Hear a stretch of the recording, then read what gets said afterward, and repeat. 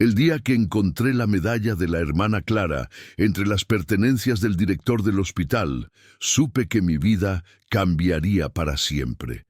Las 4 monjas enfermeras no habían abandonado la misión como todos creían. El medallón, con su inconfundible grabado de Santa Rosa de Lima, me confirmó lo que mi corazón ya sabía. Alguien las había silenciado por descubrir la verdad. Mi nombre es Elena Vázquez, y por 10 años serví como enfermera jefe en el Hospital de la Caridad, San Francisco, en las afueras de Medellín. Un lugar que empezó como un pequeño dispensario para los más necesitados y que con el tiempo se convirtió en el único centro médico que atendía a más de 8 comunidades rurales de escasos recursos. El hospital era modesto, pero digno, con paredes de un blanco inmaculado y pasillos que siempre olían a desinfectante y a las flores frescas que las hermanas de la misericordia colocaban cada mañana. Las hermanas Clara, Inés, Teresa y Magdalena eran el corazón palpitante de nuestro hospital. Habían llegado de España hace 20 años y desde entonces se entregaron en cuerpo y alma a los enfermos más olvidados. La hermana Clara con Dunocind, su mirada serena y manos siempre cálidas a pesar de los inviernos más crudos, dirigía la unidad de cuidados intensivos. La hermana Inés, menuda pero con una energía inagotable, coordinaba la farmacia y se aseguraba de que ningún paciente se fuera sin su medicamento, aunque tuviera que pedirlo como donación a los laboratorios. La hermana Teresa, con su risa contagiosa que resonaba por los pasillos, atendía el área de pediatría, donde transformaba el miedo de los niños en sonrisas con solo entrar en la habitación. Y la hermana Magdalena, la más joven y mi mentora, quien me enseñó que la medicina no solo cura cuerpos, sino también almas. Nuestra rutina era predecible, pero reconfortante. Empezábamos cada jornada a las 5 de la mañana con una breve oración en la pequeña capilla del hospital. Luego, revisábamos los casos más urgentes, preparábamos los medicamentos para el día y atendíamos el primer turno de consultas. A mediodía, compartíamos una comida sencilla en el comedor de personal, donde las hermanas siempre encontraban motivos para agradecer, incluso en los días más difíciles. Las tardes eran para visitas domiciliarias a pacientes que no podían desplazarse, y al anochecer cerrábamos con un informe detallado de cada caso. Vivíamos en una pequeña residencia, adjunta al hospital, un edificio de 2 plantas con habitaciones austeras pero acogedoras. Mi cuarto quedaba junto al de la hermana Magdalena, y muchas noches nos quedábamos hasta tarde estudiando casos complicados o simplemente compartiendo historias de nuestra vocación. Fue ella quien vio en mí potencial cuando llegué como una joven enfermera recién graduada, insegura pero deseosa de marcar la diferencia. Todo cambió con la llegada del nuevo director, el doctor Felipe Montero, un hombre de unos 50 años, con traje impecable y modales refinados que contrastaban con nuestro entorno humilde. Llegó precedido por una reputación brillante, como cirujano en Bogotá y con promesas de modernizar nuestro pequeño hospital. Al principio, su presencia parecía una bendición. Nuevos equipos empezaron a llegar. El personal se duplicó y comenzamos a realizar procedimientos que antes debíamos derivar a la capital. El doctor Montero traía consigo a un equipo de médicos jóvenes y ambiciosos. Entre ellos destacaba el doctor Gabriel Restrepo, cirujano de trasplantes, quien instaló la primera unidad de este tipo en nuestra región. Por primera vez, veíamos posible realizar trasplantes renales y hepáticos sin enviar a nuestros pacientes a largas listas de espera en hospitales de la capital. La comunidad estaba agradecida y las donaciones aumentaron significativamente. Las hermanas, aunque inicialmente entusiasmadas, mantenían una prudente reserva. La hermana Clara me comentó una tarde mientras cambiábamos vendajes a un anciano: Me dijo que el progreso era bienvenido, pero que debíamos vigilar que no se perdiera nuestra misión principal: servir a los más pobres con dignidad, sin importar su capacidad de pago. Sus palabras resonaron en mí con fuerza, aunque entonces no imaginaba cuán proféticas resultarían. Mi vida personal en aquel tiempo era el hospital. Había dejado atrás una relación fallida en la ciudad y encontré en este servicio mi verdadero propósito. Mi familia, principalmente mi hermano menor Miguel, me visitaba ocasionalmente. Él trabajaba como técnico en sistemas y siempre bromeaba, diciendo que yo salvaba vidas mientras él salvaba computadoras. Su presencia era uno de mis pocos vínculos con el mundo exterior, y sus visitas eran como bocanadas de aire fresco en mi rutina dedicada al servicio. Lo que más valoraba era la confianza que las hermanas habían depositado en mí. Me habían convertido no solo en su colega, sino en su confidente. Conocía sus historias, sus miedos y sus esperanzas. La hermana Magdalena incluso me había entregado, como muestra de su afecto, una antigua medalla de Santa Rosa de Lima que había pertenecido a su madre. Un gesto que selló nuestra conexión más allá de lo profesional.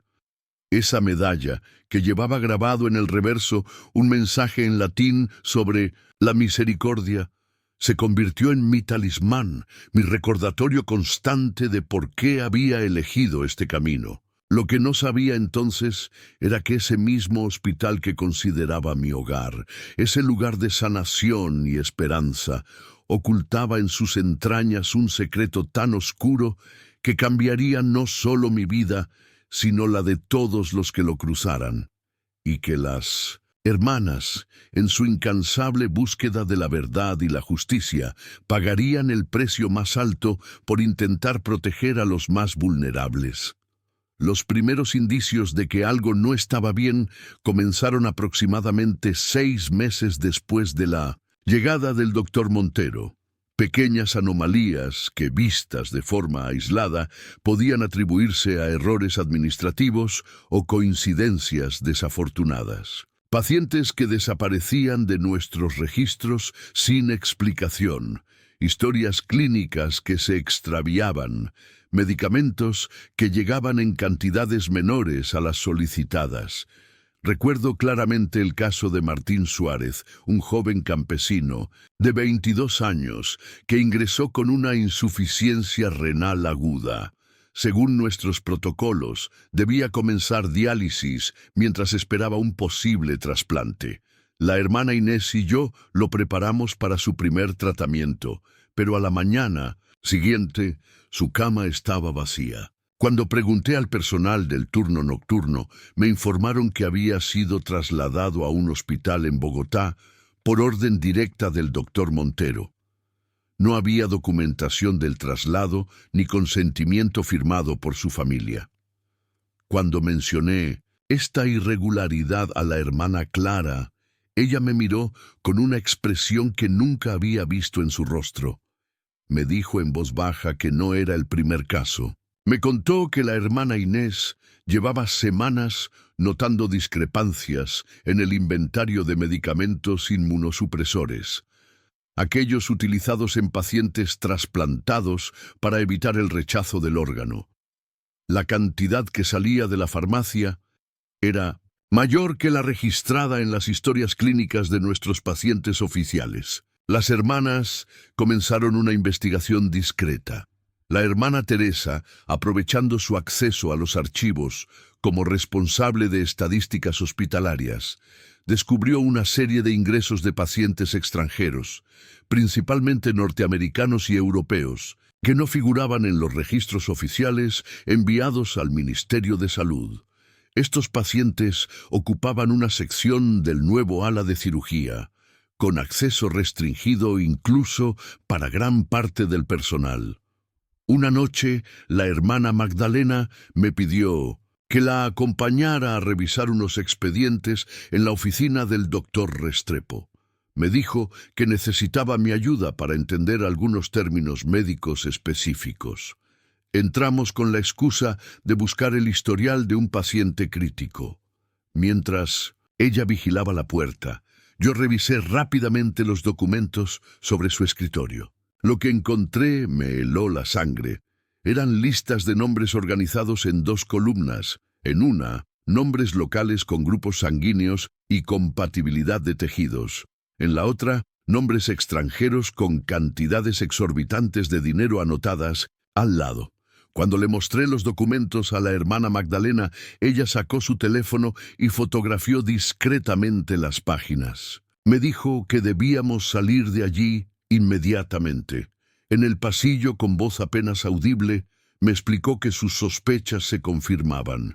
Creía que el hospital estaba siendo utilizado para un esquema ilegal de trasplantes. Pacientes locales, vulnerables, muchos de ellos indígenas o campesinos sin educación formal, estaban siendo utilizados como donantes para ricos extranjeros dispuestos a pagar fortunas por evitar las largas listas de espera legales. Las 4 hermanas se reunieron esa noche en la capilla, el único lugar donde estaban seguras de no ser escuchadas. Me invitaron a unirme a ellas. La hermana Clara lideró la discusión sobre cómo proceder. La hermana Inés propuso recopilar más evidencia antes de acudir a las autoridades. La hermana Teresa, siempre la más directa, sugirió confrontar directamente al doctor Montero. La hermana Magdalena, sin embargo, expresó su preocupación por nuestra seguridad. Me dijo que el negocio que habíamos descubierto movía millones de dólares y que personas poderosas estaban involucradas. Debíamos ser extremadamente cautelosas.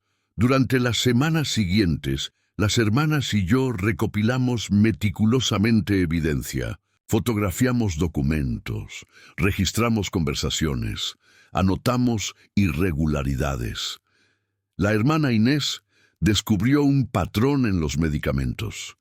La hermana Teresa identificó a varios pacientes locales que habían sido dados de alta prematuramente después de supuestas apendicectomías, pero que mostraban cicatrices y síntomas consistentes con donaciones de riñón.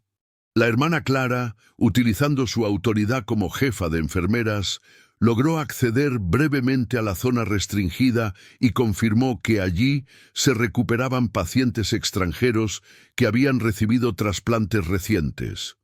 La tensión crecía día a día. Comenzamos a notar miradas sospechosas del personal más cercano al doctor Montero. Una mañana encontré mi oficina revuelta, aunque aparentemente nada había sido robado. La hermana Magdalena me confesó que sentía que la seguían cuando salía del hospital. Decidimos guardar la evidencia recopilada en diferentes lugares. Yo escondí mi parte en un compartimento secreto de mi armario, bajo una tabla suelta del piso. El doctor Montero, quizás intuyendo nuestras sospechas, comenzó a asignar a las hermanas a diferentes turnos, dificultando que pudieran reunirse. También empezó a excluirlas de las reuniones de personal, alegando que se trataban asuntos administrativos fuera de su competencia. La atmósfera en el hospital se volvió opresiva. Donde antes había calidez y compañerismo, ahora reinaba la desconfianza y el miedo. Una tarde, el doctor Montero me llamó a su oficina. Con una sonrisa que no llegaba a sus ojos, me ofreció una promoción. Jefa de enfermeras del nuevo departamento de trasplantes, con un salario 3 veces mayor al actual. Me dijo que había notado mi dedicación y profesionalismo. Mientras hablaba, jugaba distraídamente con un abrecartas de plata sobre su escritorio. El mensaje implícito era claro. Estaba ofreciéndome un soborno para comprar mi silencio y lealtad. Le respondí que necesitaba tiempo para considerarlo. Él asintió comprensivamente, pero añadió que esperaba mi respuesta pronto, ya que otros candidatos estaban interesados en el puesto. Al salir de su oficina, me dirigí directamente a la capilla, donde encontré a la hermana Magdalena rezando. Le conté sobre la oferta y ambas coincidimos en que era una señal de que nuestras investigaciones no habían pasado desapercibidas. Esa noche decidimos que era momento de actuar. La hermana Clara había preparado un informe detallado con toda nuestra evidencia. Planeábamos entregarlo a un periodista de confianza y simultáneamente a la Fiscalía General. La hermana Magdalena contactó a su primo, un abogado en Bogotá, quien nos aconsejó sobre los procedimientos legales y nos prometió respaldo. La hermana Inés preparó copias del informe y las escondió en diferentes lugares fuera del hospital. Acordamos que la hermana Teresa y yo viajaríamos a Bogotá al día siguiente para entregar personalmente la documentación. Las hermanas Clara y Magdalena permanecerían en el hospital para no levantar sospechas, ya que su ausencia simultánea resultaría notoria. Nunca llegamos a ejecutar ese plan. Esa misma noche, mientras dormía, fui despertada por un ruido en el pasillo. Me asomé cautelosamente y vi a dos hombres desconocidos, escoltando a la hermana Clara hacia la salida. Ella caminaba con la cabeza alta, pero pude notar el miedo en sus ojos cuando pasaron bajo la luz del pasillo.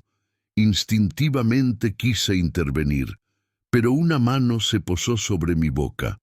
Era la hermana Magdalena, quien me arrastró de vuelta a mi habitación. Con voz temblorosa me explicó que habían venido por todas ellas. La hermana Inés ya había sido llevada, y probablemente la hermana Teresa también. Me dijo que debíamos separarnos. Me entregó una memoria USB con toda la evidencia y me hizo prometer que la mantendría a salvo. Me dio instrucciones para contactar a su primo en Bogotá si ella no regresaba en 24 horas. Antes de irse, me entregó su rosario y me abrazó con fuerza. Fue la última vez que la vi con vida. A la mañana siguiente, el hospital estaba extrañamente tranquilo. Cuando pregunté por las hermanas, el doctor Montero reunió al personal para anunciar que las 4 habían sido llamadas urgentemente a su casa madre en España debido a una reestructuración de su orden religiosa. Mostró documentos oficiales con membrete de la congregación que parecían confirmar su historia. Mientras hablaba, sus ojos se encontraron con los míos y su mirada contenía una clara advertencia. Esa tarde, en mi turno en la unidad de cuidados intensivos, atendí a un paciente especial, un hombre mayor extranjero que acababa de recibir un trasplante de hígado. Su esposa, sentada junto a la cama, no paraba de expresar su gratitud. Me contó que habían esperado 3 años en lista de espera en su país, pero que gracias a un programa especial del doctor Montero, habían conseguido un donante compatible en solo 2 semanas. Mientras cambiaba el suero del paciente, noté en la historia clínica el nombre del donante. Era Martín Suárez, el joven campesino que supuestamente había sido trasladado a Bogotá. Esa noche no pude dormir. La memoria USB que la hermana Magdalena me había confiado parecía quemar bajo mi colchón, donde la había escondido. Al amanecer, tomé una decisión. Llamé al primo de la hermana Magdalena desde un teléfono público fuera del hospital. Le expliqué la situación y él me aconsejó que no regresara al hospital. Me dijo que vendría a buscarme esa misma tarde, pero cometí un error fatal. Regresé a mi habitación para recoger algunas pertenencias personales y la evidencia adicional que había escondido. Mientras empacaba apresuradamente, la puerta se abrió. Era el doctor Restrepo, acompañado por 2 guardias de seguridad. Me informó que el doctor Montero quería hablar conmigo en su oficina. Su tono no admitía negativas. En la oficina, el doctor Montero me recibió con la misma sonrisa falsa de siempre. Me preguntó directamente si sabía algo sobre las actividades recientes de las hermanas antes de su partida. Le respondí que solo sabía lo que él había anunciado públicamente. No me creyó. Sin perder la compostura, me informó que mi contrato con el hospital terminaba ese mismo día. Citó supuestas quejas de pacientes y errores en la administración de medicamentos. Mientras hablaba, uno de los guardias colocó sobre el escritorio mi bolso que había dejado en mi habitación. El doctor Montero lo abrió y extrajo la memoria USB. Me dijo que era una lástima que una enfermera tan prometedora se hubiera dejado influenciar por religiosas fanáticas que no entendían la realidad de la medicina moderna. Me ofreció una última oportunidad. Podía firmar un acuerdo de confidencialidad, recibir una generosa indemnización y continuar mi carrera en otro hospital con excelentes referencias. O podía seguir el camino de las hermanas. La amenaza implícita me heló la sangre. Le pregunté directamente dónde estaban las hermanas realmente. Él se limitó a responder que estaban donde no podían causar más problemas. Me dio 24 horas para considerar su oferta y me escoltaron fuera del hospital.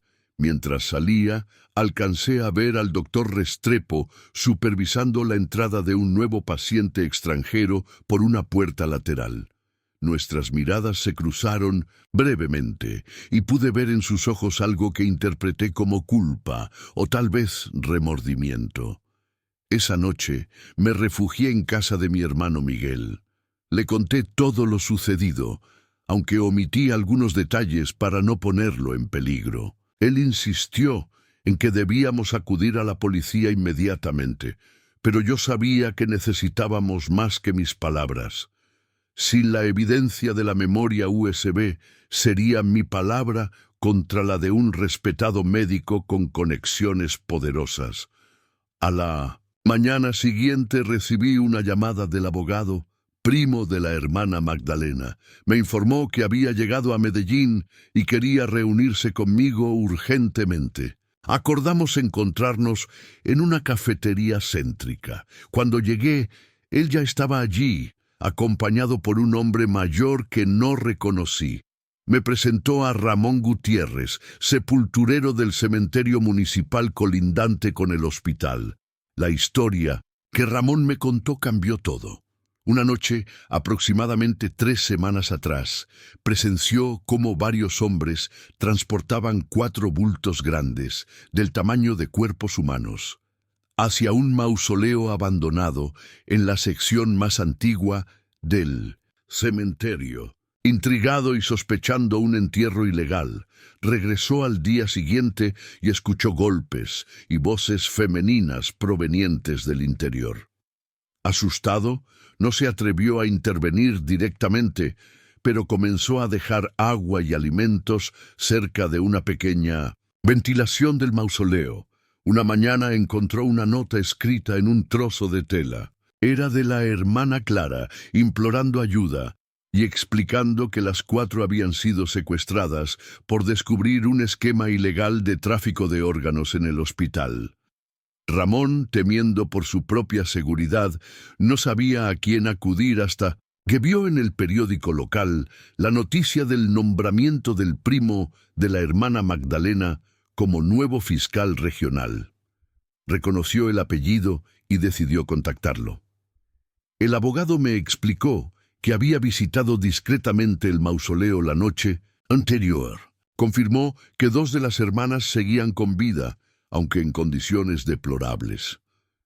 La hermana Inés había fallecido por una infección no tratada y la hermana Teresa por deshidratación severa.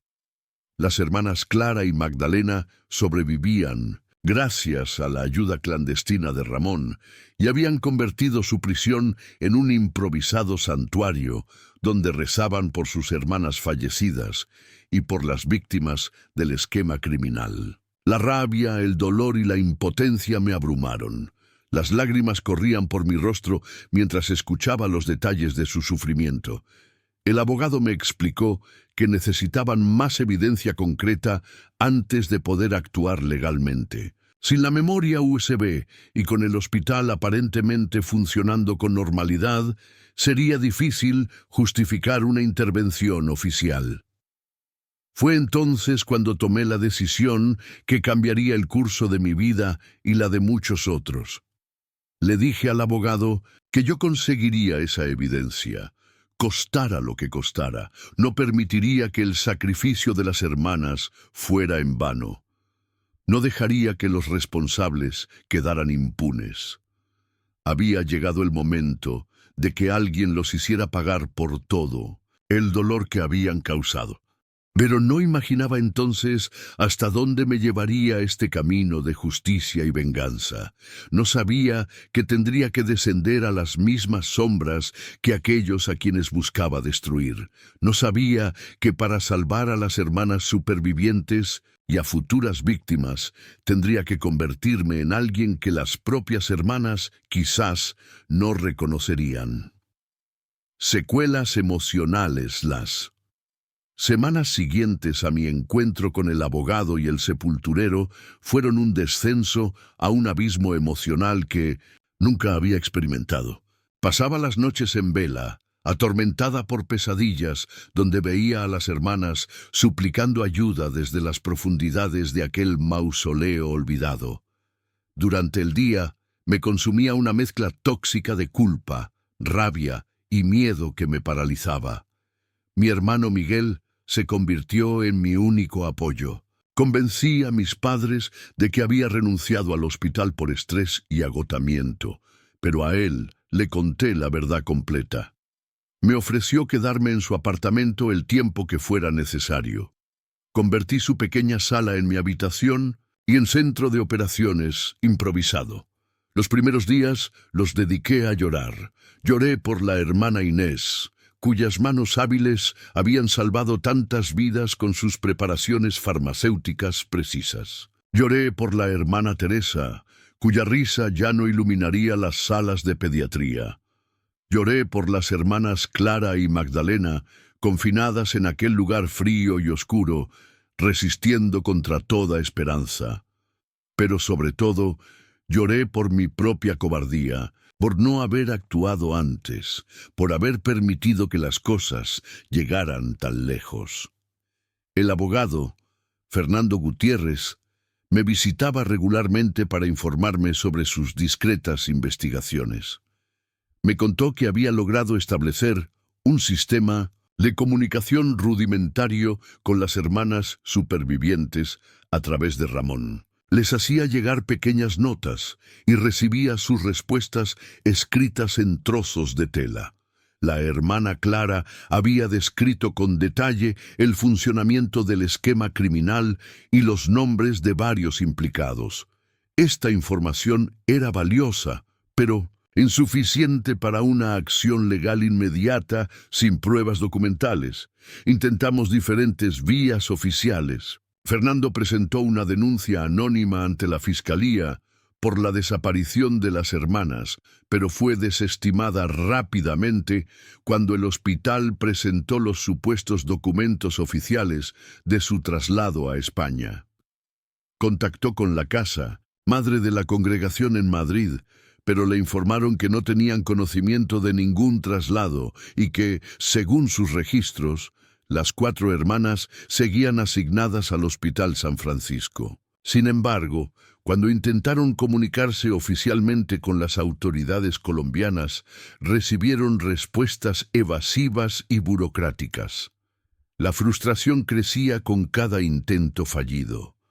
Una tarde, tras recibir otra negativa de un juez para ordenar una investigación, sufrí un ataque de ansiedad tan severo que Miguel tuvo que llevarme a urgencias. Irónicamente, me atendieron en una clínica afiliada al grupo hospitalario que dirigía el doctor Montero. Mientras esperaba ser atendida, escuché a 2 enfermeras comentando sobre los excelentes resultados del programa de trasplantes del San Francisco. Hablaban con admiración del doctor Restrepo y sus innovadoras técnicas quirúrgicas. Su ignorancia sobre la verdad detrás de esos éxitos me revolvió el estómago. Esa noche, de regreso en el apartamento de Miguel, tomé una decisión. Las vías legales estaban bloqueadas. Las denuncias anónimas eran ignoradas. Necesitábamos evidencia irrefutable y yo era la única que podía conseguirla. Tenía que regresar al hospital. Le comuniqué mi plan a Fernando y a Miguel. Ambos se opusieron vehementemente. Fernando argumentó que era demasiado peligroso, que los responsables no dudarían en silenciarme permanentemente si descubrían mis intenciones. Miguel me recordó que ya habían amenazado mi vida una vez, pero mi determinación era inquebrantable. Les expliqué que no intentaría regresar como empleada. Sería demasiado obvio. En lugar de eso, me infiltraría como parte del personal de limpieza contratado a través de una empresa externa. Miguel, utilizando sus habilidades informáticas, alteró los registros de la empresa de servicios para incluirme como nueva empleada asignada al turno nocturno del hospital. Visité el mausoleo por primera vez una semana después de tomar esta decisión. Ramón me llevó durante la noche, asegurándose de que nadie nos viera. El lugar era exactamente como aparecía en mis pesadillas. Una estructura de piedra gris, cubierta parcialmente de musgo, con una puerta de hierro oxidada, sellada con cadenas y candados. Ramón me señaló una pequeña abertura en la parte posterior, parcialmente oculta por arbustos, a través de la cual se comunicaba con las hermanas. Me arrodillé junto a la abertura y susurré el nombre de la hermana Magdalena. Después de un momento que pareció eterno, escuché su voz, débil, pero inconfundible. Me preguntó si era realmente yo o si la fiebre le estaba provocando alucinaciones. Le aseguré que era yo, que estaba viva y que había venido a ayudarlas. Pude escuchar su llanto contenido y luego la voz de la hermana Clara uniéndose a la conversación. Me contaron brevemente su calvario, cómo las habían secuestrado en medio de la noche, separándolas inicialmente, cómo las habían amenazado y ante su negativa a cooperar, las habían encerrado en aquel mausoleo abandonado, cómo habían visto morir a sus hermanas sin poder hacer nada para salvarlas. Pero también me hablaron de esperanza, de cómo habían convertido aquel lugar de muerte en un santuario de vida, de cómo habían descubierto que algunas de las víctimas del esquema de tráfico eran llevadas allí para morir cuando ya no eran útiles, y cómo ellas, con los escasos recursos que Ramón les proporcionaba, habían logrado salvar a varios. Sus palabras me devolvieron la fuerza que había perdido. Si ellas, en aquellas condiciones inhumanas, no habían perdido su fe ni su propósito, yo no tenía derecho a rendirme. Les prometí que las liberaría y que expondría a los culpables. Antes de irme, la hermana Magdalena me pidió que rezara con ellas. Arrodillada en la tierra húmeda del cementerio, con las manos apretadas contra la fría piedra que nos separaba, recité las oraciones que ella me había enseñado años atrás. Al día siguiente comencé mi trabajo como personal de limpieza en el hospital. Me teñí el cabello, utilicé gafas de montura gruesa y adopté una postura encorvada para evitar ser reconocida. El plan era simple pero arriesgado. Limpiaría durante las noches, accediendo a las oficinas administrativas y a las áreas restringidas cuando estuvieran vacías, buscando cualquier evidencia que pudiera ayudarnos. Las primeras noches fueron frustrantes. Las oficinas principales estaban cerradas con llave y los archivos importantes seguramente guardados en cajas fuertes. Sin embargo, descubrí algo inesperado. El doctor Restrepo a menudo trabajaba hasta tarde en su despacho y, a diferencia del doctor Montero, no era particularmente cuidadoso con sus documentos. Una noche, mientras limpiaba los pasillos cercanos a su oficina, lo escuché discutir acaloradamente por teléfono. Hablaba de un donante que había desarrollado una infección y que representaba un riesgo. Mencionó la necesidad de deshacerse de él antes de que se convirtiera en un problema. Mayor, esa conversación me dio una idea. El doctor Restrepo parecía el eslabón más débil en la cadena. A diferencia del doctor Montero, que actuaba con la frialdad de un sociópata, Restrepo mostraba signos de estrés y conflicto interno. Quizás podía ser persuadido u obligado a cooperar. Mi oportunidad llegó 3 noches después. El doctor Restrepo salió apresuradamente de su oficina, olvidando cerrar completamente la puerta. Esperé unos minutos para asegurarme de que no regresara y entré. Su escritorio estaba desordenado, lleno de expedientes y notas. Fotografié rápidamente todo lo que parecía relevante con mi teléfono. Entre los documentos encontré algo que me dejó sin aliento. Una lista de pacientes marcados como desechables, con fechas programadas para su traslado al cementerio.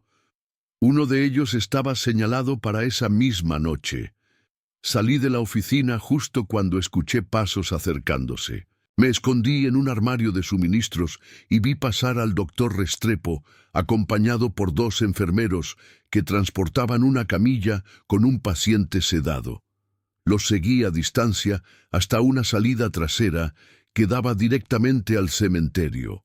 Esa noche presencié algo que quedará grabado en mi memoria para siempre. Vi cómo abandonaban al paciente, un joven indígena que no tendría más de 20 años, cerca del mausoleo. No se molestaron en comprobar si estaba muerto. Simplemente lo dejaron allí y regresaron al hospital, riendo y comentando sobre un partido de fútbol como si nada hubiera ocurrido. Esperé a que se alejaran y corrí hacia el joven. Estaba vivo, pero apenas respiraba. Lo arrastré hasta la abertura del mausoleo y llamé desesperadamente a las hermanas. Ellas me guiaron para introducirlo a través de un espacio más amplio que habían descubierto en otra sección del muro. Me aseguraron que harían todo lo posible por salvarlo. Esa noche regresé al apartamento de Miguel transformada. La rabia había dado paso a una determinación fría y calculadora. Ya no se trataba solo de exponer la verdad o de liberar a las hermanas. Se trataba de detener una maquinaria de muerte que seguía funcionando mientras nosotros buscábamos pruebas. Cada día que pasaba significaba más víctimas, más familias destrozadas, más vidas tratadas como mercancía desechable. Sentada en la oscuridad de la sala, observando las fotografías que había tomado en la oficina del doctor Restrepo, llegué a una conclusión ineludible. Las vías convencionales no funcionarían. La corrupción llegaba demasiado alto. El dinero del tráfico de órganos compraba silencios y complicidades. Necesitábamos un enfoque diferente. Recordé las palabras de la hermana Clara antes de todo esto. Me dijo una vez que la justicia divina a veces requiere manos humanas para manifestarse. En ese momento no entendí completamente lo que quería decir. Ahora lo comprendía perfectamente. Llamé a Fernando y a Miguel. Les expliqué lo que había descubierto y lo que había presenciado. Les dije que no podíamos esperar más. Necesitábamos un plan más agresivo, más directo. Fernando, siempre el abogado prudente, expresó sus reservas, pero finalmente accedió. Miguel, para mi sorpresa, fue el más entusiasta. Me dijo que había estado investigando por su cuenta y había descubierto conexiones entre el doctor Montero y varios políticos locales. La red era más extensa de lo que imaginábamos. Esa noche, los 3 acordamos un nuevo curso de acción. Ya no buscaríamos solo exponer la verdad, buscaríamos justicia a cualquier precio. Fernando utilizaría sus contactos legales para protegernos lo mejor posible.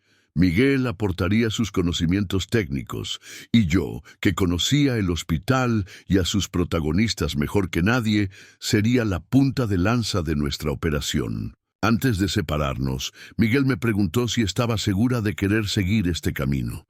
Me advirtió que una vez que cruzara cierta línea no habría vuelta atrás. Le respondí con una frase que la hermana Magdalena solía repetir cuando enfrentábamos casos médicos particularmente difíciles. Le dije que a veces, para salvar un cuerpo, es necesario cortar la parte infectada, por doloroso que sea. Él asintió, comprendiendo la metáfora. Esa noche dormí profundamente por primera vez en semanas. Ya no me atormentaban las pesadillas ni me paralizaba el miedo. Había encontrado un nuevo propósito, una nueva dirección. Las hermanas me habían enseñado compasión, servicio y sacrificio.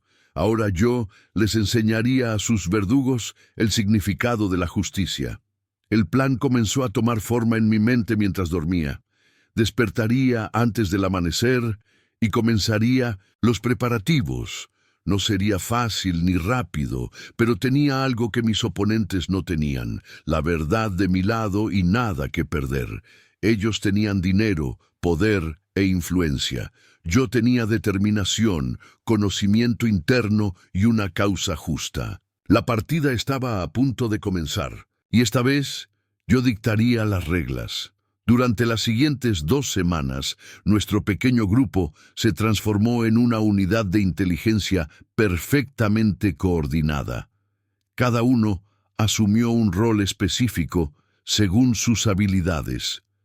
Miguel se convirtió en nuestro experto en tecnología, Fernando en nuestro asesor legal y enlace con contactos confiables, y yo en la infiltrada que recopilaba información desde dentro. Mi rutina como personal de limpieza me permitía moverme por el hospital con relativa libertad.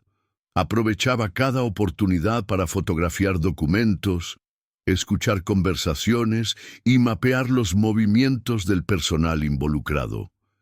Descubrí que el doctor Montero mantenía una oficina secundaria en el sótano del hospital junto a los laboratorios, un espacio que no aparecía en los planos oficiales y al que solo accedían personas de su máxima confianza.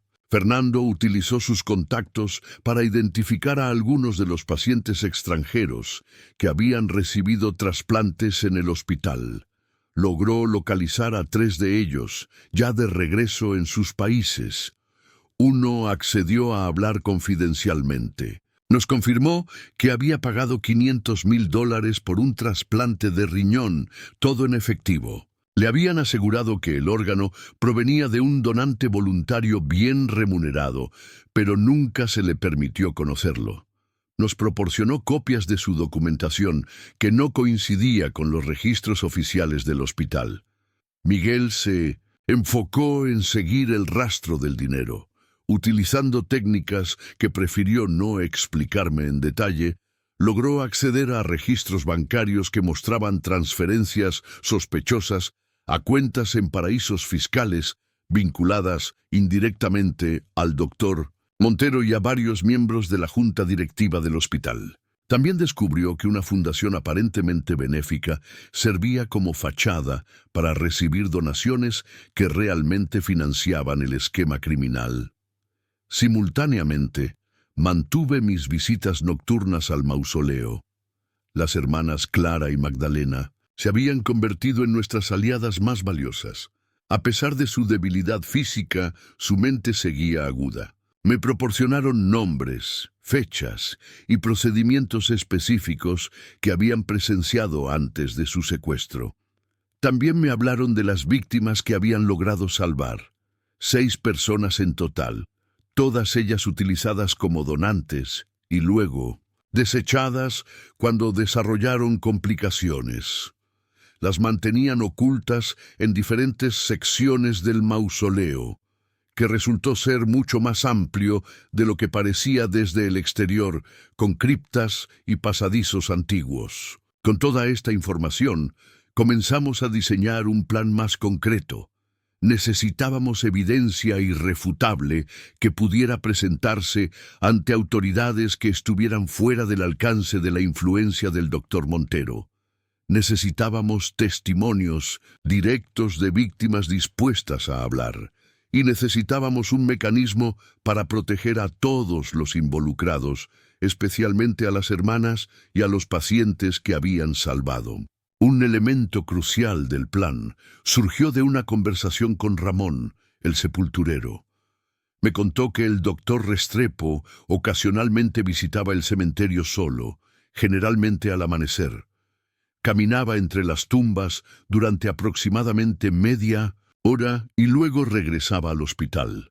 Ramón lo había observado varias veces y creía que estas visitas tenían algo de ritual o penitencia. Esta información me dio una idea. El doctor Restrepo seguía pareciéndome el eslabón más débil de la cadena. Sus manos estaban manchadas de sangre, sin duda, pero en nuestras observaciones habíamos notado signos de conflicto interno. A diferencia del doctor Montero, que actuaba con la frialdad de un depredador natural, Restrepo mostraba signos de estrés, insomnio y abuso de alcohol. Decidí que él sería nuestro punto de entrada.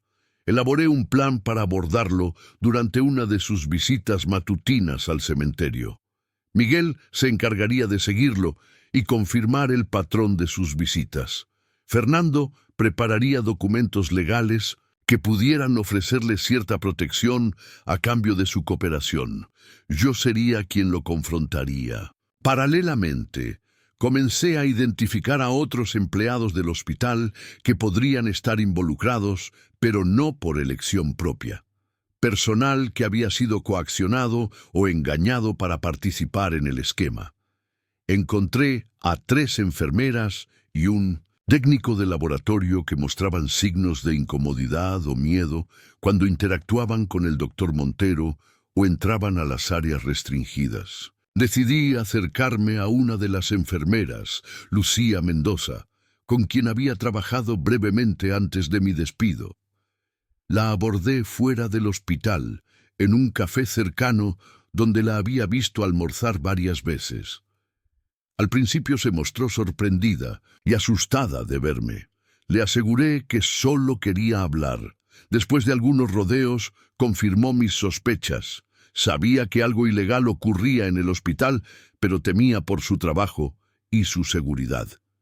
Le mencioné el nombre de la hermana Magdalena y vi cómo sus ojos se llenaban de lágrimas. Me contó que las hermanas habían sido sus mentoras y que nunca creyó la historia de su traslado a España.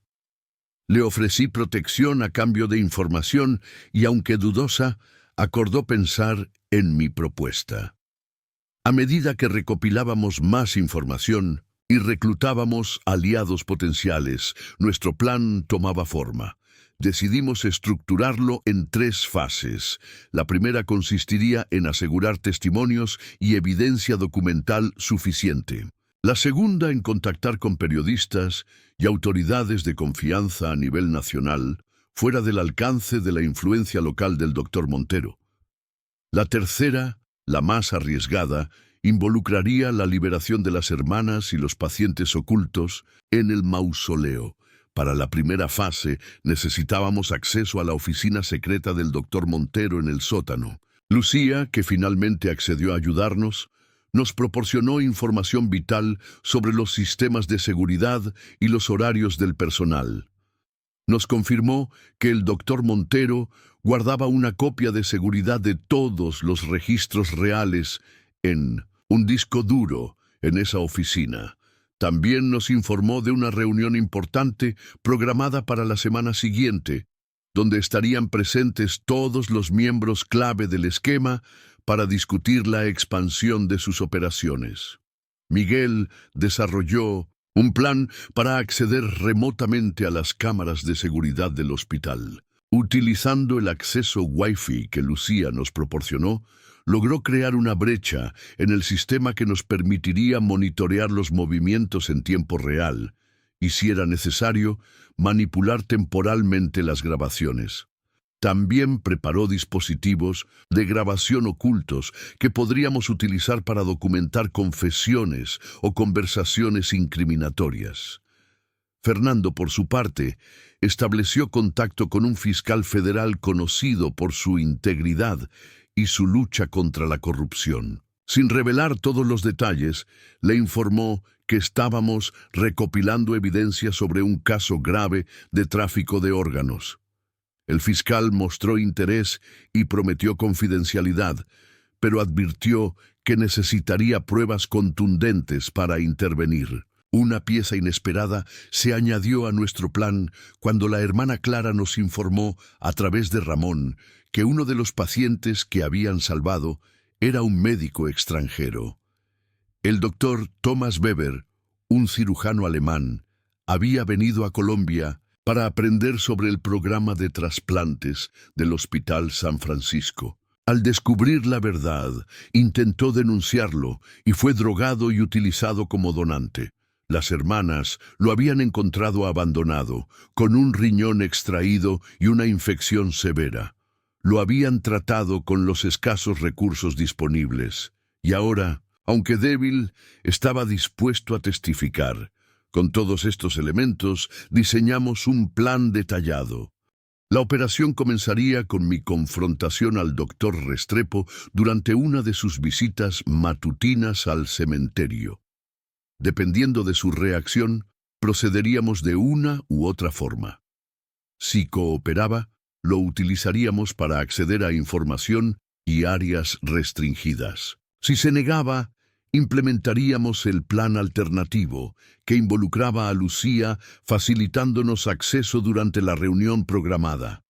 Miguel estableció un sistema de comunicación seguro utilizando teléfonos desechables y aplicaciones encriptadas. Fernando preparó documentos legales para proteger a posibles colaboradores y aseguró el compromiso del fiscal federal para actuar rápidamente una vez que tuviéramos la evidencia. Yo memoricé cada detalle del hospital, cada ruta de escape, cada punto débil en su seguridad.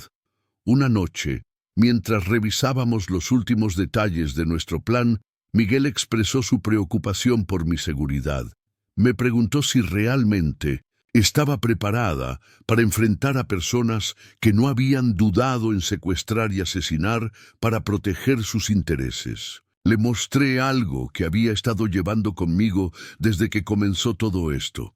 La medalla de Santa Rosa de Lima que la hermana Magdalena me había regalado años atrás. Le dije que no estaba sola en esta lucha, que tenía la fuerza de las hermanas conmigo. Fernando añadió una consideración importante.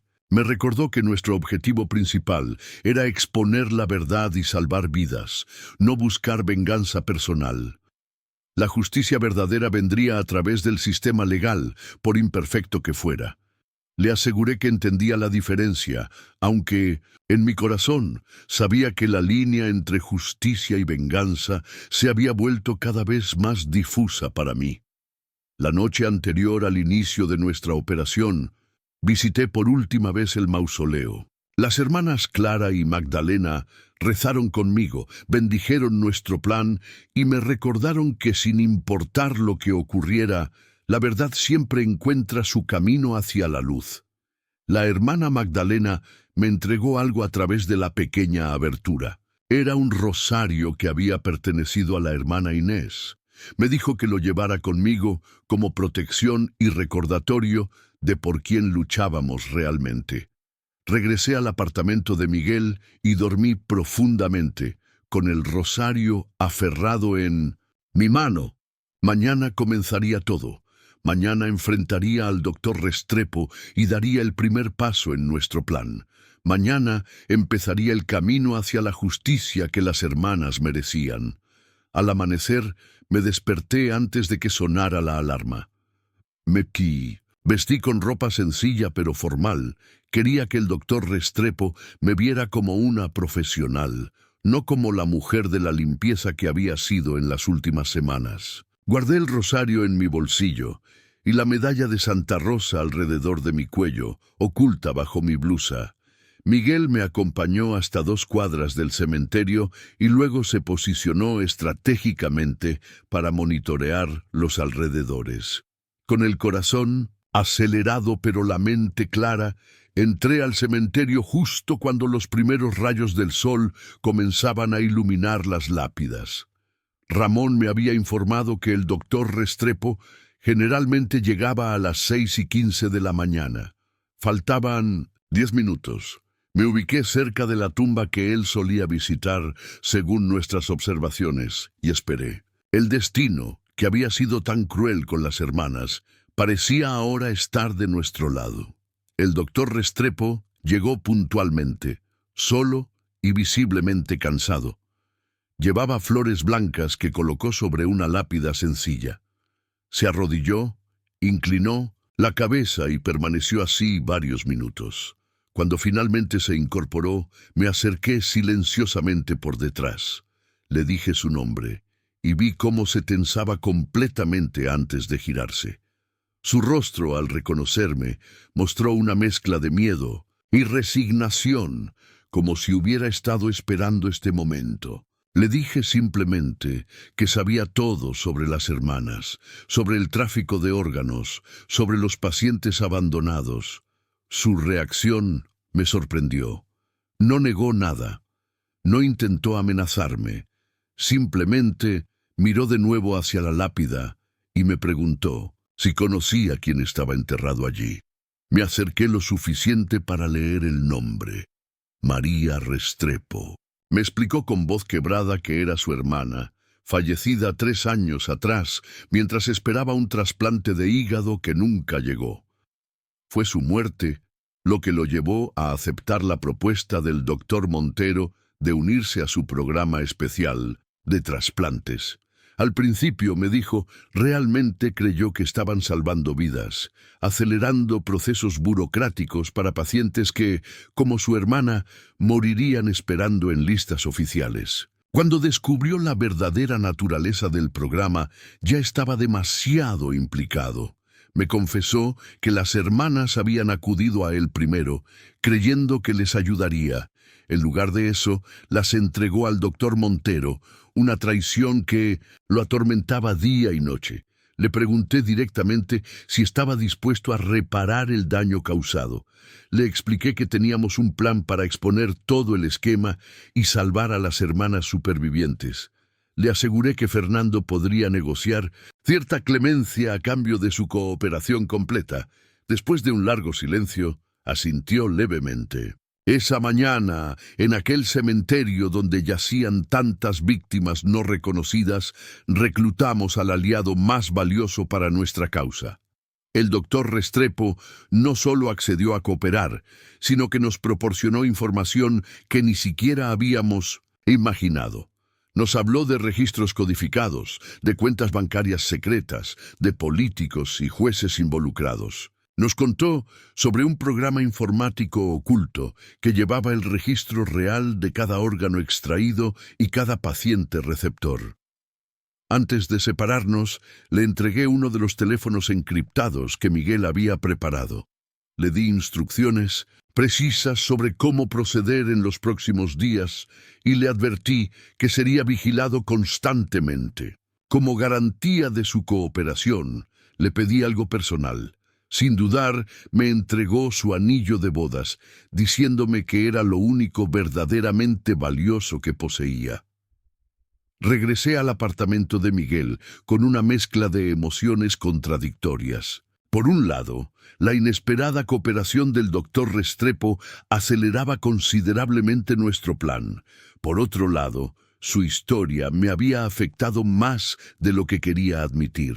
La línea entre víctimas y victimarios comenzaba a desdibujarse, complicando mi visión inicialmente clara de justicia y venganza. Fernando y Miguel me esperaban ansiosos. Les relaté mi encuentro con el doctor Restrepo y les mostré el anillo como prueba de su compromiso. Fernando expresó cautela, advirtiendo que podría ser una trampa. Miguel, siempre práctico, sugirió que aprovecháramos la oportunidad, pero mantuviéramos un plan alternativo listo. Esa misma tarde recibimos el primer fruto de la cooperación del doctor Restrepo.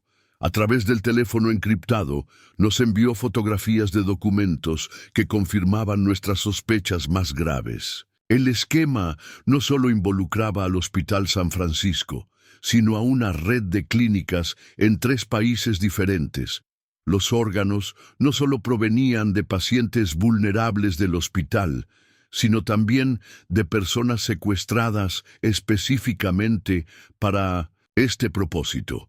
Con esta nueva información ajustamos nuestro plan. La operación se adelantaría 3 días. El doctor Restrepo nos facilitaría acceso a la reunión programada, donde estarían presentes todos los actores principales. Miguel instalaría dispositivos de grabación y prepararía un respaldo remoto de toda la información digital. Fernando alertaría al fiscal federal para que estuviera listo para actuar. Yo, con la ayuda de Lucía y Ramón, prepararía la evacuación de las hermanas y los pacientes ocultos en el mausoleo. Los días siguientes fueron un torbellino de preparativos finales. Cada detalle fue revisado múltiples veces. Cada escenario posible fue considerado. Cada ruta de escape fue mapeada. Nos movíamos con la precisión de un equipo militar, cada uno consciente de que las vidas de muchas personas dependían de nuestro éxito. La noche anterior a la operación, volví a visitar el mausoleo.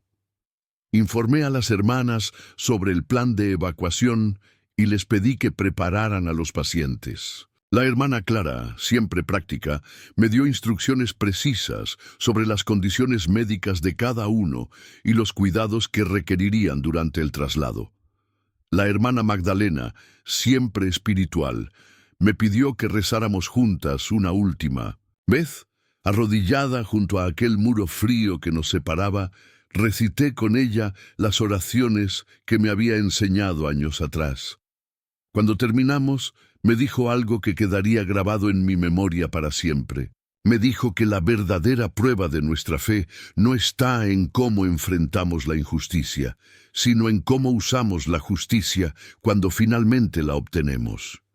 Me pidió que recordara que incluso aquellos que habían causado tanto dolor seguían siendo hijos de Dios, por muy difícil que fuera aceptarlo. Regresé al apartamento de Miguel con esas palabras resonando en mi mente.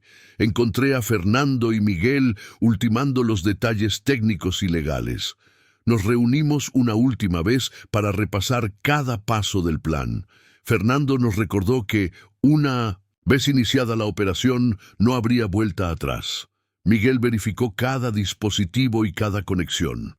Yo repasé mentalmente cada nombre, cada ubicación, cada tiempo estimado. Antes de separarnos para descansar unas horas, nos tomamos de las manos en un gesto que nunca habíamos hecho antes. No éramos personas religiosas como las hermanas, pero en ese momento sentimos la necesidad de algún tipo de ritual que sellara nuestro compromiso. Fernando sugirió que cada uno expresara en una palabra lo que nos movía a arriesgar tanto. Miguel dijo justicia.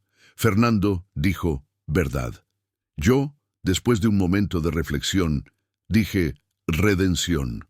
Esa noche dormí con el rosario de la hermana Inés en una mano y la medalla de Santa Rosa en la otra. Mañana enfrentaríamos a los demonios que habían convertido un lugar de sanación en un mercado de muerte. Mañana las hermanas verían finalmente la luz del sol después de meses de oscuridad. Mañana, por fin, comenzaría nuestra venganza. El día de nuestra operación amaneció con una lluvia ligera, casi imperceptible, que cubría la ciudad con un manto gris. Me desperté antes del alba, repasando mentalmente cada detalle del plan una vez más. Fernando y Miguel ya estaban activos, verificando equipos y conexiones. Lucía nos había enviado confirmación de que todo seguía según lo previsto en el hospital. El doctor Restrepo reportó que la reunión se mantendría a las 11 de la mañana en la sala de juntas privada del sótano.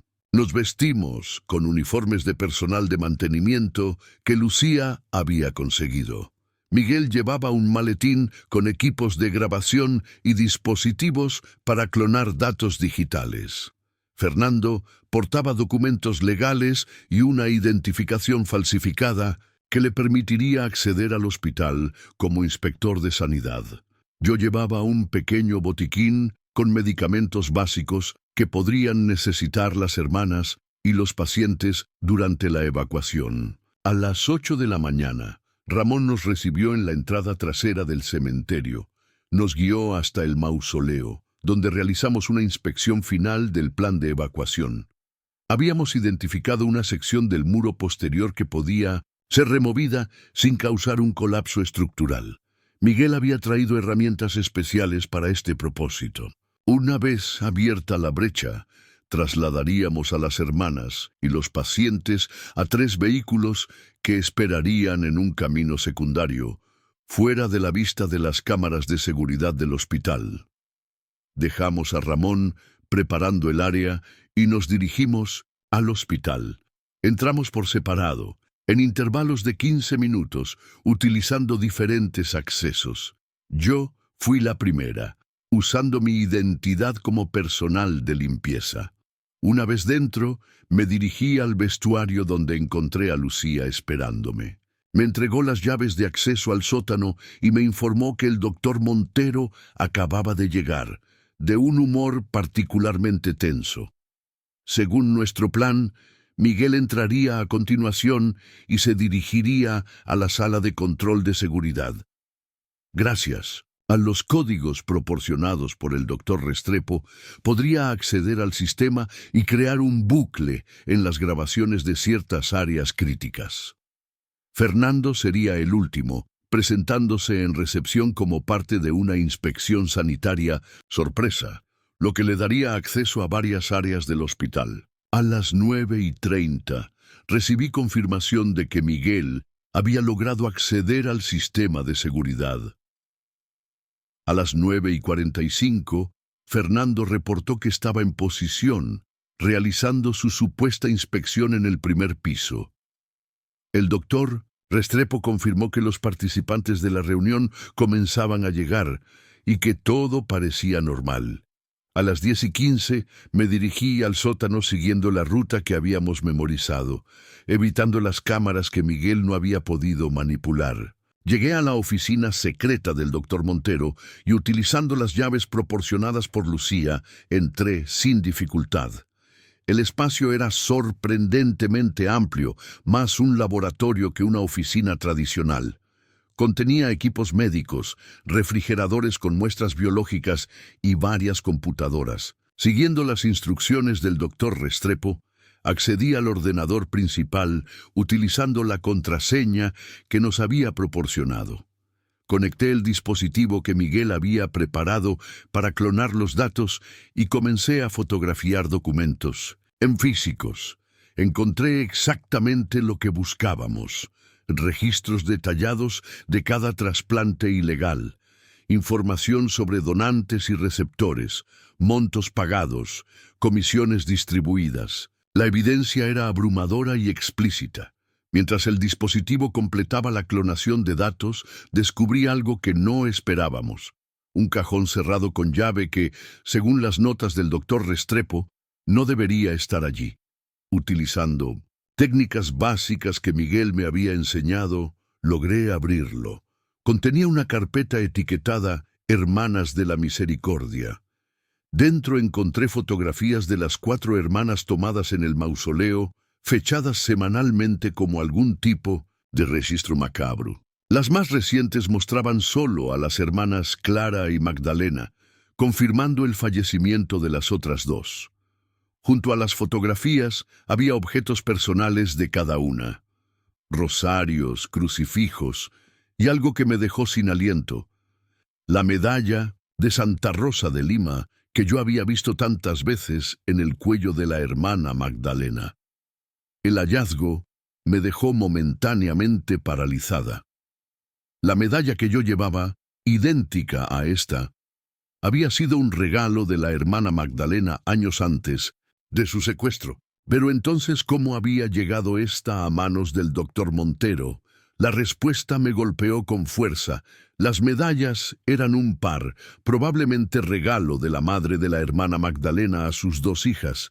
Y si una estaba aquí, significaba que la hermana Magdalena había sido forzada a entregarla, o peor aún, le había sido arrebatada.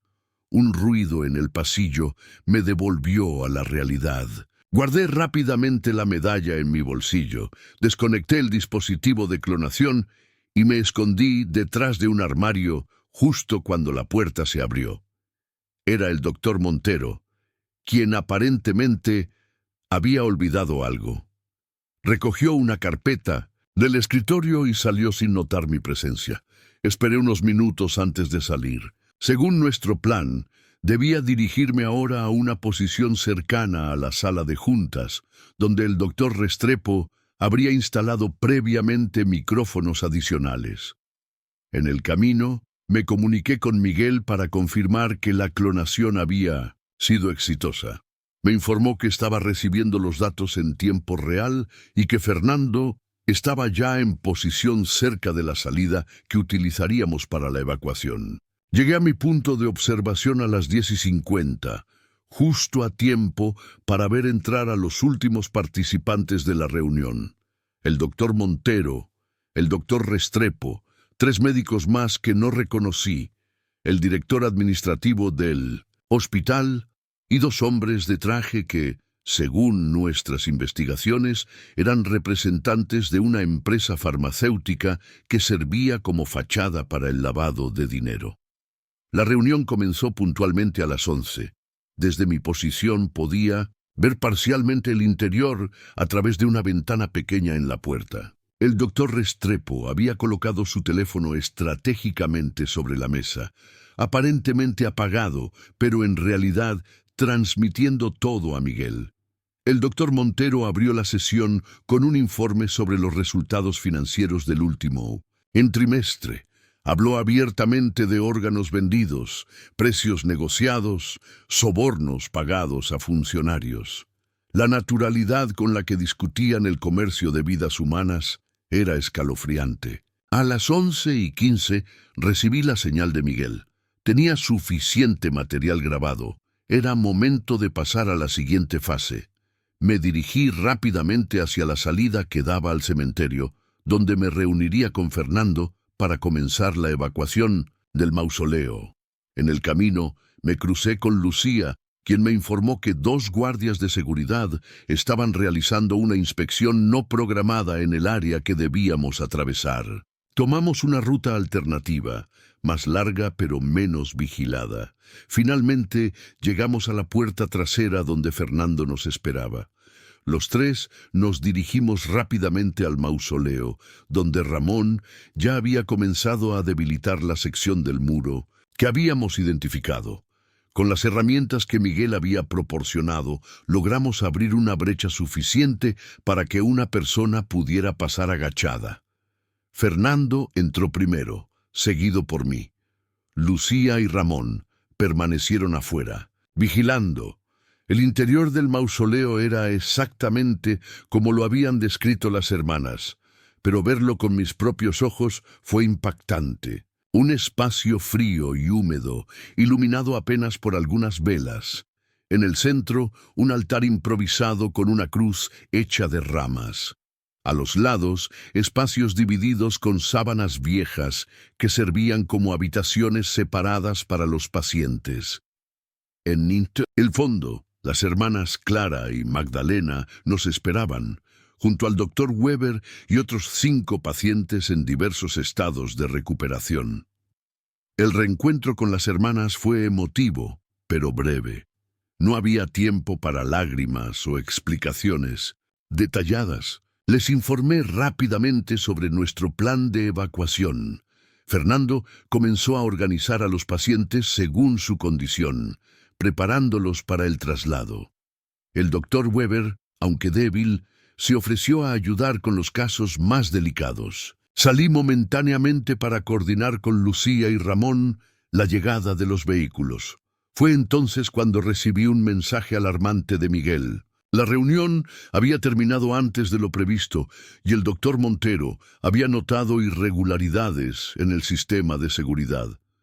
Había ordenado una revisión completa del perímetro, incluyendo el área del cementerio. Debíamos acelerar la evacuación. Fernando y yo volvimos al interior y comenzamos a sacar a los pacientes uno por uno, empezando por los más graves. Ramón los guiaba hasta los vehículos mientras Lucía vigilaba. Las hermanas Clara y Magdalena insistieron en ser las últimas en salir, asegurándose de que todos sus protegidos estuvieran a salvo primero. Habíamos logrado evacuar a 4 pacientes cuando Lucía nos alertó. 2 guardias de seguridad se aproximaban al mausoleo. Nos escondimos rápidamente, los pacientes restantes, las hermanas, Fernando y yo, dentro del mausoleo, Lucía y Ramón entre las tumbas cercanas.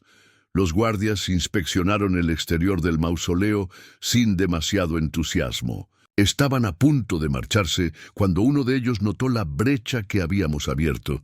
Llamó inmediatamente por radio. Fernando me miró con determinación y susurró que saldría para distraerlos, dándonos tiempo para completar la evacuación. Antes de que pudiera detenerlo, ya había salido.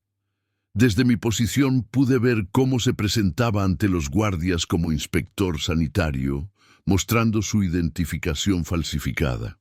Les explicó que estaba investigando posibles filtraciones de aguas residuales del hospital hacia el cementerio, específicamente cerca de este mausoleo. Su actuación fue convincente, pero los guardias insistieron en revisar el interior. En ese momento crítico, recibí otro mensaje de Miguel. El doctor Montero había descubierto la intrusión en su oficina secreta y estaba furioso. Había ordenado un cierre completo del hospital y había llamado a contactos en la policía local. Teníamos minutos, no horas. Tomé una decisión drástica. Le indiqué a Lucía que completara la evacuación por la parte posterior del mausoleo, llevándose a los pacientes restantes y a la hermana Clara. La hermana Magdalena se negó a irse, insistiendo en que no abandonaría a nadie más. Le mostré la medalla que había encontrado en la oficina del doctor Montero. Al verla, su rostro palideció. Era efectivamente el par de la que yo llevaba, la que había pertenecido a su hermana gemela, fallecida años atrás. Mientras Fernando mantenía distraídos a los guardias, Lucía guió a los últimos pacientes y a la hermana Clara hacia los vehículos.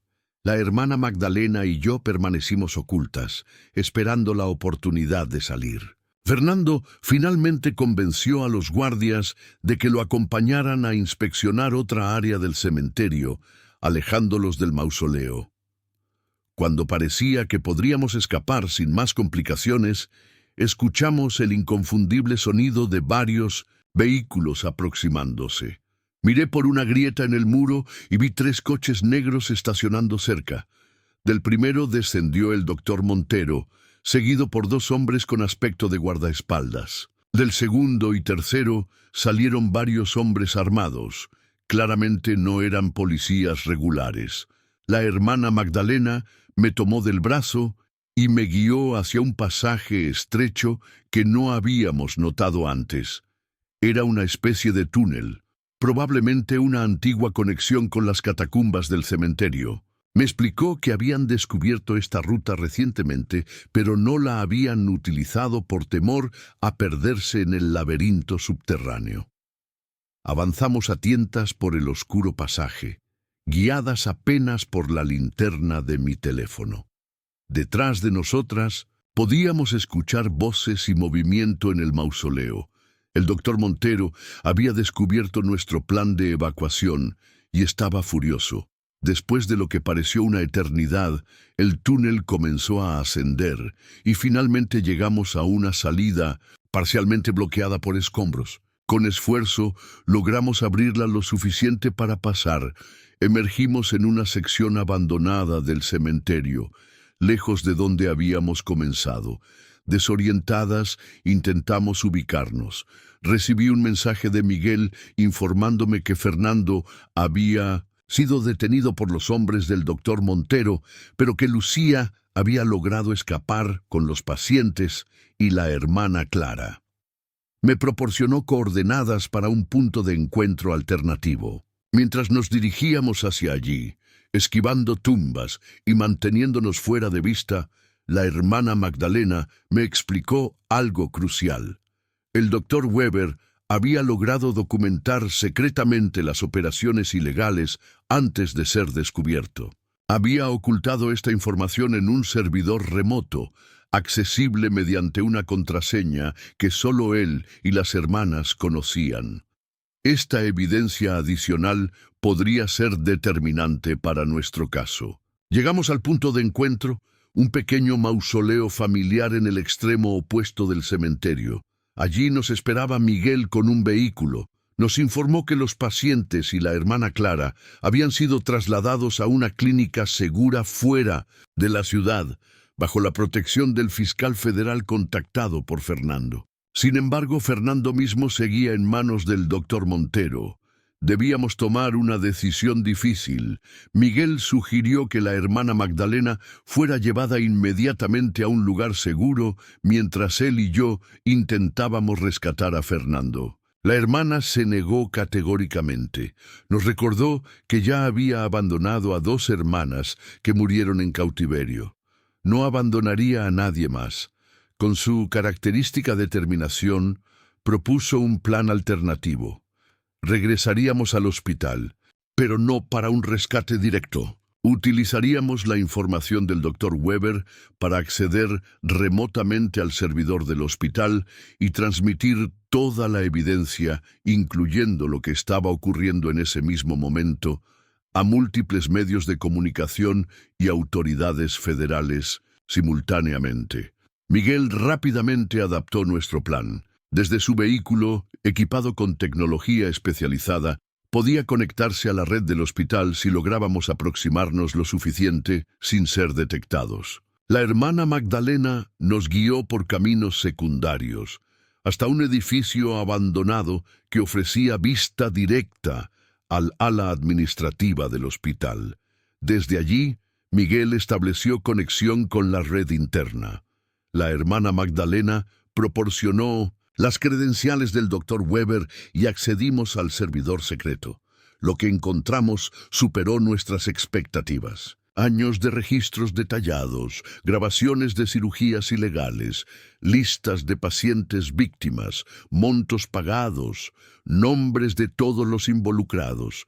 Era un archivo completo de atrocidades meticulosamente documentadas.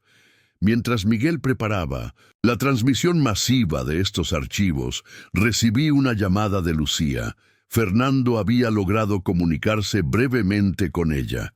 Estaba siendo retenido en el sótano del hospital, en la misma sala donde había tenido lugar la reunión. El doctor Montero planeaba interrogarlo y luego deshacerse de él, haciéndolo parecer un accidente. La hermana Magdalena, escuchando esta información, tomó mi mano. Me miró con la misma expresión serena que recordaba de nuestros días trabajando juntas en el hospital y me dijo algo que nunca olvidaré. Me dijo que la venganza satisface solo por un instante, pero que la justicia verdadera perdura eternamente. Me recordó que nuestro objetivo no era solo castigar a los culpables, sino salvar vidas y revelar la verdad. Con esta nueva perspectiva, ajustamos nuestro plan una vez más. Miguel completaría la transmisión de archivos y coordinaría con el fiscal federal para una intervención inmediata. La hermana Magdalena y yo intentaríamos entrar al hospital para localizar a Fernando, no para rescatarlo directamente, sino para mantenerlo a salvo hasta la llegada de las autoridades. Utilizando un acceso de servicio que la hermana conocía de sus años trabajando allí, logramos entrar sin ser detectadas. El hospital estaba en un estado de alerta evidente, con guardias de seguridad patrullando los pasillos y personal nervioso. Nos movimos por rutas secundarias, evitando las áreas más transitadas. Al llegar cerca del sótano, escuchamos voces alteradas. El doctor Montero estaba gritando, claramente fuera de control. Otra voz, que reconocí como la del doctor Restrepo, intentaba calmarlo. Desde nuestra posición podíamos ver parcialmente el interior de la sala a través de una ventilación. Fernando estaba sentado en una silla, con las manos atadas a la espalda, pero aparentemente ileso. El doctor Montero acusaba al doctor Restrepo de traición, de haber colaborado con nosotros. Este último no lo negaba, pero intentaba convencer a Montero de que la situación estaba fuera de control y que la mejor opción era huir antes de que las autoridades llegaran. Mencionó cuentas en el extranjero, identidades alternativas, rutas de escape. Mientras observábamos esta escena, recibí un mensaje de Miguel. La transmisión había sido completada con éxito. Medios nacionales e internacionales estaban recibiendo los archivos en ese mismo momento. El fiscal federal había ordenado una intervención inmediata. Equipos especiales se dirigían ya al hospital. Teníamos que mantener a Fernando con vida por 20 minutos más. En ese momento, el doctor Montero sacó una pistola, acusó al doctor Restrepo de haberlo traicionado desde el principio y amenazó con matarlo allí mismo, junto con Fernando. La situación se deterioraba rápidamente. La hermana Magdalena, sin consultarme, salió de nuestro escondite y entró directamente en la sala. Su aparición causó un shock momentáneo en todos los presentes. El doctor Montero, particularmente, pareció ver un fantasma. La hermana, con una dignidad impresionante a pesar de su deteriorado estado físico, se dirigió directamente a él. Le habló no con odio, sino con una compasión severa que resultaba más impactante que cualquier acusación. Le recordó a cada una de las víctimas por su nombre. Le habló de la hermana Inés y la hermana Teresa, fallecidas bajo su custodia. Le preguntó si recordaba los votos que había hecho como médico, si podía recordar al joven idealista que alguna vez había sido antes de que el dinero y el poder lo corrompieran. Mientras ella hablaba, yo me moví silenciosamente hasta una posición desde donde podía intentar liberar a Fernando. El doctor Montero, completamente enfocado en la hermana Magdalena, no notó mi presencia.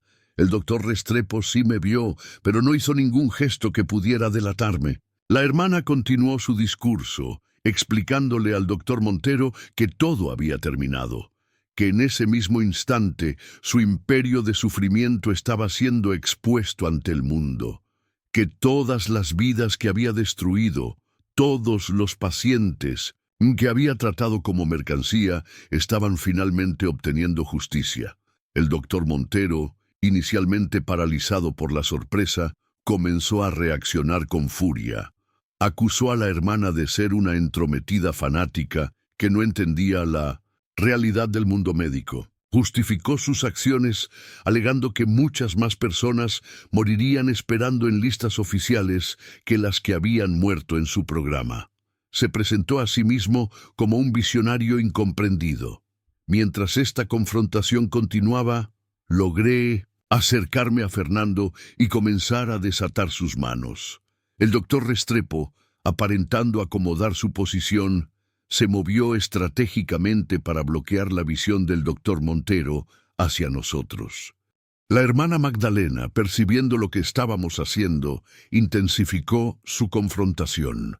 Sacó el rosario que llevaba siempre consigo y comenzó a rezar en voz alta, no como un acto de piedad, sino como un recordatorio punzante de todas las vidas destruidas en nombre del progreso médico y el beneficio económico. El doctor Montero finalmente perdió el control.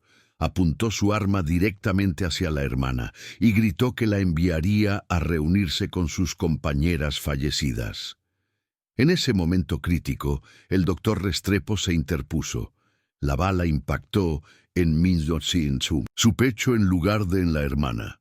Cayó al suelo mientras el doctor Montero, horrorizado por este giro inesperado, bajaba momentáneamente el arma. Aproveché ese instante para terminar de liberar a Fernando. La hermana Magdalena se arrodilló junto al doctor Restrepo, quien con sus últimas fuerzas le pidió perdón por haberlas traicionado. Ella tomó su mano y le aseguró que su acto final de sacrificio compensaba sus errores pasados. El doctor Montero, recuperándose de la conmoción, volvió a levantar su arma. Esta vez apuntaba hacia Fernando y hacia mí. Pero antes de que pudiera disparar, se escucharon sirenas y fuertes golpes en los pisos superiores. Las autoridades habían llegado. En un último acto desesperado, el doctor Montero intentó tomar a la hermana Magdalena como rehén para negociar su salida. Fernando, liberado completamente, se lanzó contra él. En el forcejeo, el arma se disparó. La bala rozó el brazo de Fernando, pero no causó heridas graves. Logré unirme a la lucha y, juntos, logramos desarmar al doctor Montero justo cuando los agentes federales irrumpían en la sala. La escena que encontraron era caótica. El doctor Restrepo desangrándose en el suelo, la hermana Magdalena arrodillada junto a él, Fernando herido, yo sujetando al doctor Montero contra el suelo y documentos incriminatorios esparcidos por todas partes. Los agentes rápidamente tomaron control de la situación. Arrestaron al doctor Montero y llamaron a servicios médicos de emergencia para atender al doctor Restrepo, aunque era evidente que llegaban demasiado tarde. Un equipo especial fue enviado inmediatamente al mausoleo para recoger evidencia adicional. Mientras el doctor Montero era escoltado fuera, la hermana Magdalena se acercó a él por última vez. Le dijo algo que solo él pudo escuchar, algo que hizo que sus ojos se llenaran de lágrimas por primera vez desde que lo conocía. Nunca supe exactamente qué le dijo, pero imagino que fueron palabras de perdón, no por él, sino por ella misma, un acto final de liberación. En las horas siguientes, el hospital se convirtió en el centro de una operación federal masiva. Se encontraron más documentos, más evidencia, más víctimas.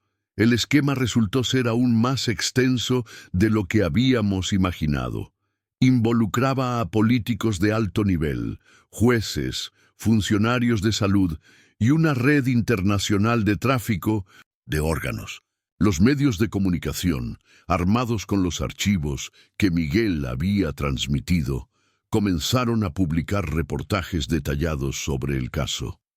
Las imágenes de las hermanas secuestradas, de los pacientes utilizados como donantes involuntarios, de los registros financieros, causaron una conmoción nacional e internacional. La hermana Magdalena, reunida finalmente con la hermana Clara, fue trasladada a un hospital donde recibiría la atención médica que tanto necesitaba.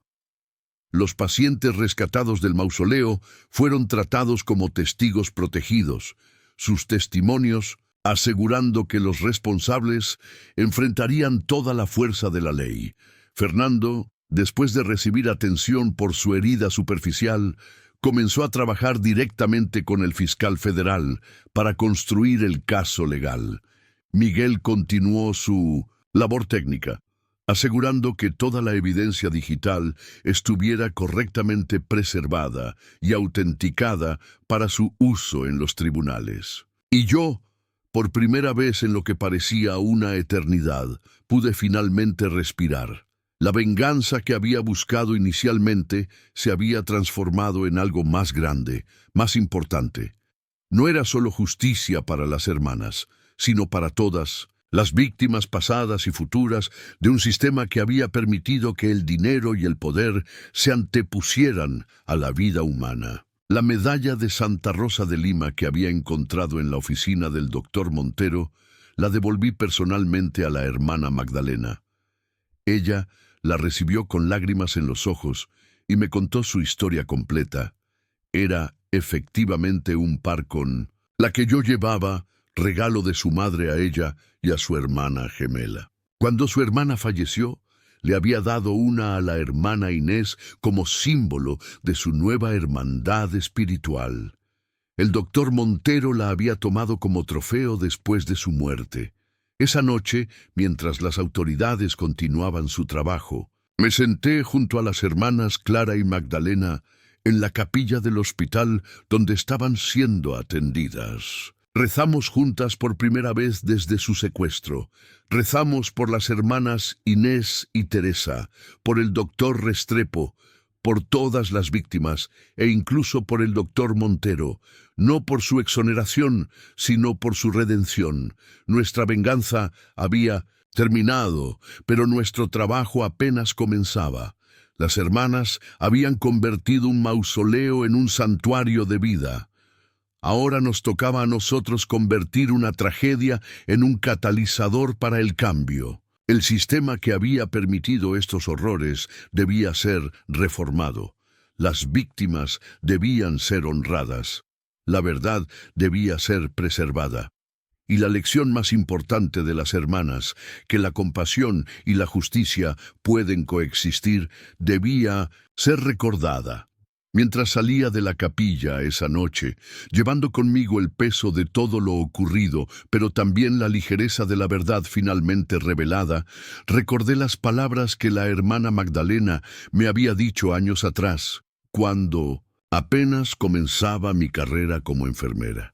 Me había dicho que nuestra vocación no era solo curar cuerpos, sino sanar almas, incluidas las nuestras.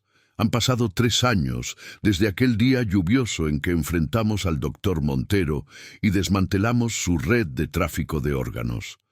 3 años de testimonios, juicios, recuperación y reconstrucción. 3 años en los que la justicia ha seguido su curso, lento pero inexorable. El doctor Montero fue condenado a 40 años de prisión sin posibilidad de libertad condicional. Durante el juicio, mantuvo su postura de justificación, presentándose como un innovador incomprendido que solo buscaba soluciones prácticas a problemas del sistema de salud. Pero las evidencias eran abrumadoras. Más de 200 pacientes identificados como donantes involuntarios, 53 fallecidos como resultado directo de las extracciones. Millones de dólares en cuentas en paraísos fiscales. Ningún jurado podía ignorar la magnitud de sus crímenes. Sus cómplices principales recibieron sentencias similares. La red resultó ser más extensa de lo que imaginábamos, involucrando a médicos en 3 países, funcionarios de inmigración, políticos locales y nacionales. Las investigaciones siguen en curso, cada nueva revelación abriendo viejas heridas, pero también permitiendo que sanen adecuadamente. El Hospital San Francisco fue cerrado temporalmente, sometido a una reestructuración completa bajo la supervisión de una comisión internacional de ética médica. Reabrió un año después, con un nuevo nombre, Hospital de la Misericordia, en honor a la Orden de las Hermanas. Hoy funciona como un centro de excelencia en trasplantes éticos, con protocolos estrictos de transparencia y un enfoque especial en la atención a comunidades vulnerables. Las hermanas Clara y Magdalena, después de meses de recuperación física y emocional, decidieron regresar al servicio activo, aunque de manera diferente. Con el apoyo de su congregación en España y donaciones internacionales que llegaron tras conocerse su historia, fundaron un centro de rehabilitación para víctimas de tráfico humano en todas sus formas. El centro, ubicado en terrenos donados, cerca del antiguo hospital, lleva el nombre de Santuario Inés y Teresa, en memoria de sus hermanas fallecidas. El doctor Weber, una vez recuperado, regresó a Alemania, donde se convirtió en un destacado defensor de la ética en trasplantes. Sus testimonios fueron cruciales para promover cambios legislativos que endurecieron las penas para el tráfico de órganos a nivel internacional. Regresa cada año para trabajar como voluntario en el santuario. Ramón, el sepulturero cuya intervención fue decisiva en nuestra historia, recibió un reconocimiento especial del gobierno por su valentía. Actualmente trabaja como custodio en el memorial que se construyó en el antiguo mausoleo, ahora convertido en un espacio de recuerdo y reflexión. Cada domingo lleva flores frescas a las tumbas de las hermanas Inés y Teresa, cuyos cuerpos fueron finalmente recuperados y sepultados con dignidad. Lucía y otros empleados del hospital que colaboraron con nosotros o que fueron víctimas involuntarias del esquema, recibieron protección como testigos y apoyo para reconstruir sus vidas. Muchos de ellos trabajan ahora en el nuevo hospital, comprometidos con asegurar que los errores del pasado no se repitan. Fernando continuó su carrera legal, pero con un nuevo enfoque, fundó una organización dedicada a representar a víctimas de tráfico humano y negligencia médica. Su experiencia personal como rehén le dio una perspectiva única que transmite a cada uno de los casos que asume. Se casó el año pasado y espera su primer hijo. Me ha pedido que sea la madrina. Miguel, con su experiencia en sistemas y el conocimiento adquirido durante nuestra investigación, desarrolló un software de transparencia para sistemas de donación de órganos que ha sido adoptado por varios países. Su trabajo silencioso pero esencial continúa salvando vidas al asegurar que los procesos de donación sean éticos y transparentes. Y yo, Elena Vázquez, he encontrado un nuevo propósito. Después de testificar en múltiples juicios y colaborar con investigaciones internacionales, acepté la invitación de las hermanas Clara y Magdalena para dirigir el área médica del santuario. Trabajo diariamente con sobrevivientes de diferentes formas de explotación, ayudándoles a recuperar no solo su salud física, sino también su dignidad y autonomía. Las medallas gemelas de Santa Rosa de Lima ahora cuelgan en un pequeño altar en la capilla del santuario. La hermana Magdalena insistió en que permanecieran juntas, como símbolo de que incluso en las circunstancias más oscuras, los lazos que nos unen pueden prevalecer. Cada año, en el aniversario de la liberación de las hermanas, realizamos una ceremonia sencilla pero significativa. Encendemos velas en memoria de las vidas perdidas y celebramos las salvadas. Leemos los nombres de cada víctima identificada, asegurándonos de que ninguna sea olvidada. Compartimos historias de recuperación y esperanza y renovamos nuestro compromiso con la verdad, la justicia y la compasión. La cicatriz en mi alma, como la del brazo de Fernando, ha sanado pero permanece visible. Un recordatorio constante de lo que enfrentamos y superamos, de cómo la búsqueda de venganza se transformó en una misión de justicia y finalmente en un camino de sanación. A veces, en las noches tranquilas, cuando el santuario duerme, camino hasta el memorial del mausoleo. Observo las estrellas a través del mismo tragaluz por el que las hermanas las contemplaron durante su cautiverio. Me siento en el mismo suelo donde ellas rezaron por las vidas que intentaban salvar, y recuerdo que incluso en los lugares más oscuros, la luz encuentra su camino.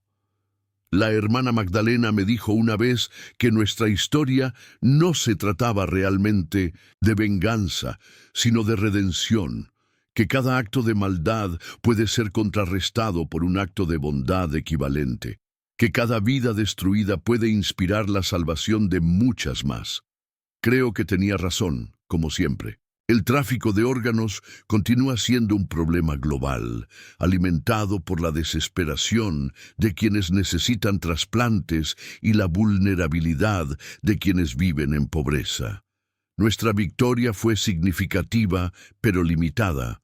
Un eslabón en una cadena más larga de lucha contra la explotación humana.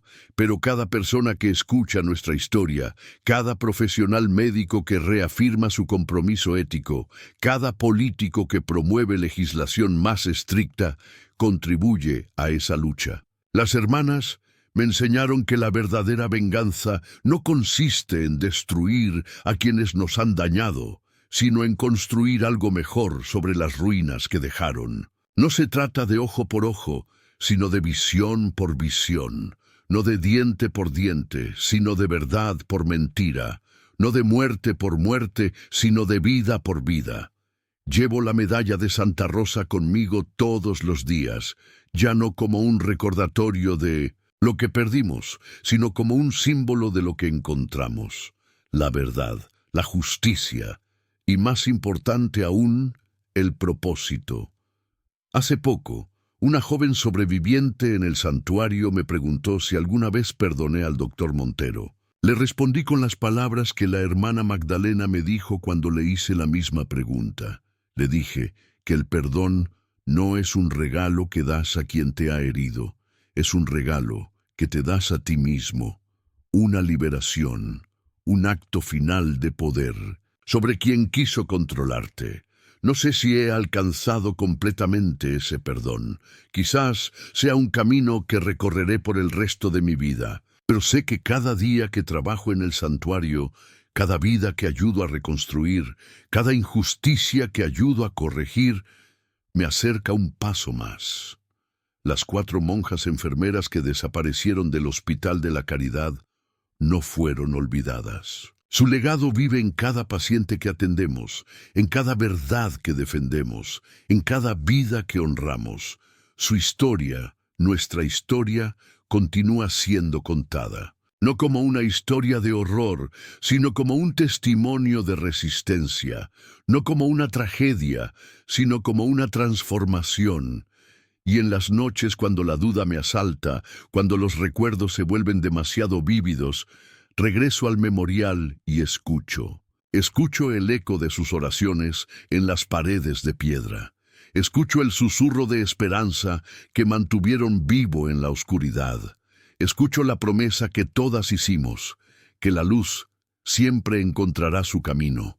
Esta es nuestra venganza. No destrucción, sino creación. No oscuridad, sino luz. No olvido, sino memoria eterna. Y mientras continúe contando esta historia, mientras otros la escuchen y la compartan, las hermanas Clara, Inés, Teresa y Magdalena nunca desaparecerán realmente, y aquellos que intentaron silenciarlas nunca tendrán la última palabra, porque, al final, la historia más poderosa no es la de quienes intentan enterrar la verdad, es la historia de quienes, contra todo pronóstico, la desenterramos.